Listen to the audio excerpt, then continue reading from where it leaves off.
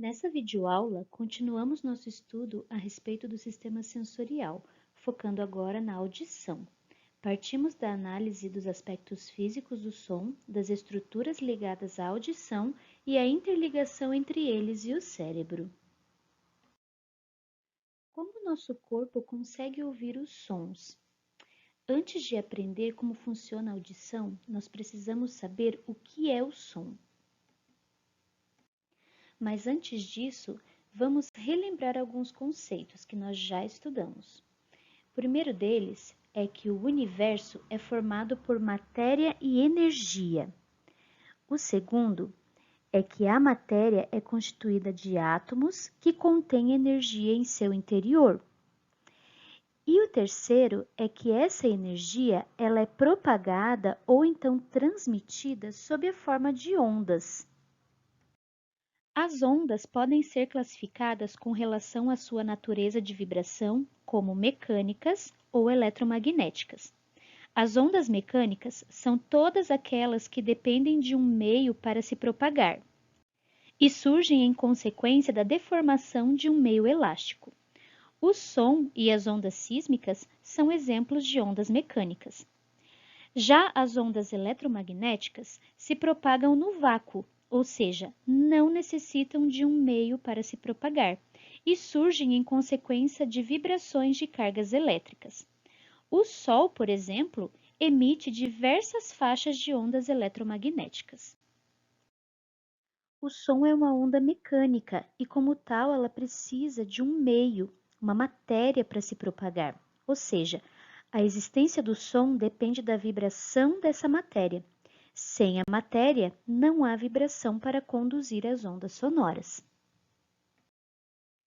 O receptor externo da audição no nosso corpo é a orelha, o pavilhão auditivo, e o nosso ouvido, ou também chamado de orelha, é dividido em três partes: o ouvido externo, o ouvido médio e o ouvido interno. Vamos conhecer agora cada parte dessa, quais são as estruturas presentes em cada uma dessas partes que nós vimos agora. A orelha externa é formada pelo pavilhão auricular e pelo meato acústico externo, também conhecido como canal auditivo. São essas duas estruturas que recebem as ondas sonoras.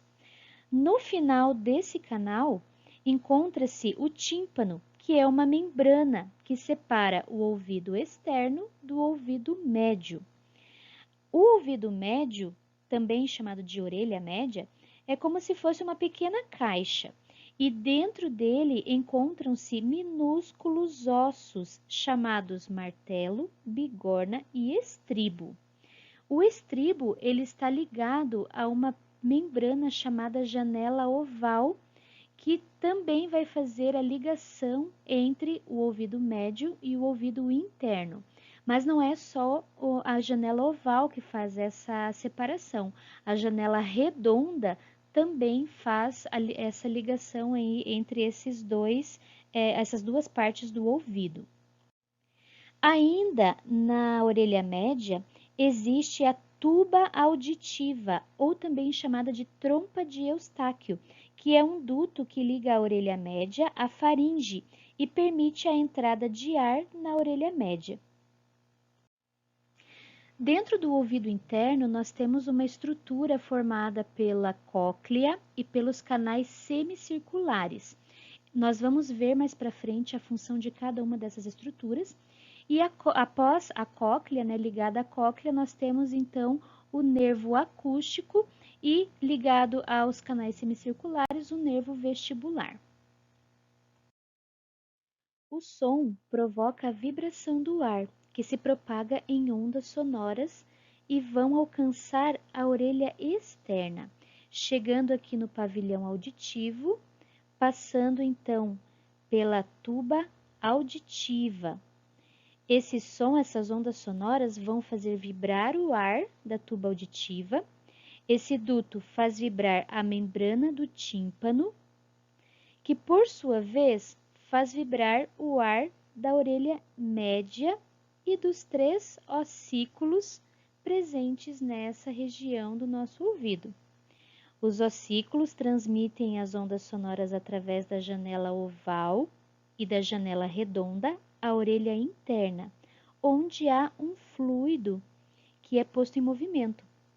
Estimulada por essas ondas sonoras que chegam, a orelha interna envia impulsos nervosos ao cérebro através do nervo auditivo, e daí nós ouvimos o som produzido. Nós sabemos que o cérebro é especializado na tradução dos estímulos recebidos e no envio das informações para todo o corpo. Cada região desse órgão desempenha uma função exclusiva e, em geral, as informações recebidas são transmitidas diretamente para a região cerebral designada para processá-las, com incrível precisão. Essa perfeição também é observada no contexto da audição. As vibrações sonoras entram nas orelhas e são conduzidas até o nervo auditivo, que envia essas informações ao cérebro, mais precisamente ao córtex auditivo, essa região azul ali na imagem.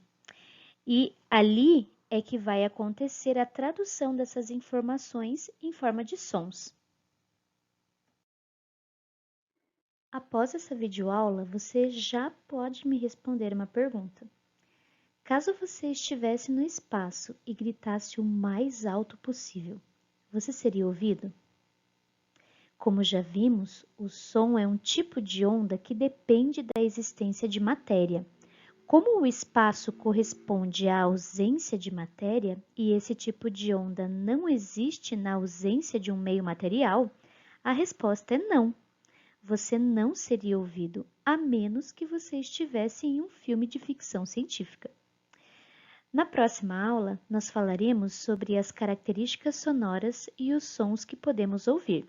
Até lá!